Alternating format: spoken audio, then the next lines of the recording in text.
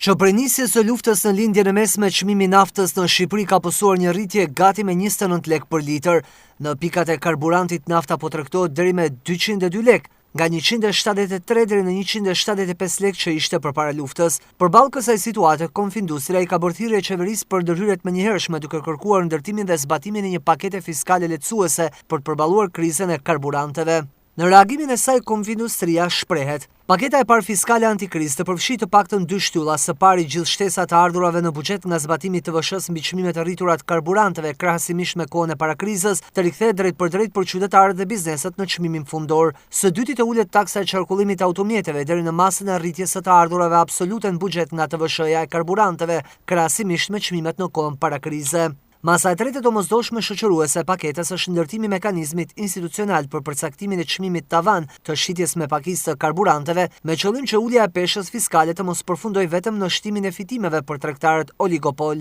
Çmimet me pakisë të tre kanë kapur kufi të 200 lek për litër dhe kahu është për rritje të mëtejshme, që mund krijojë pasoja shkatërruese për ekonominë, industrinë dhe qytetarët. Shqipëria ka çmimet më të larta të karburanteve në rajon dhe rritja e mëtejshme do të rrezikonte një krizë ekonomike të plotë dhe me pasoja të rënda, shumë përmasore deri në qëndrueshmërinë politike dhe rendin kushtetues të vendit, thuhet në deklaratën e Konfindustrias. Qeveria nga ana e saj ka ngritur një task force për monitorimin e tregut të hidrokarbureve me qëllim që të mos ketë abuzime me çmimet, por ekspertët thonë se kjo nuk është një masë e mjaftueshme. Një skem të tillë, Shqipëria zbatoi edhe gjatë krizës së vitit 2022 kur nisi lufta në Ukrainë, ku përmes bordit të transparencës vendoseshin çmime tavan për tregtimin e naftës.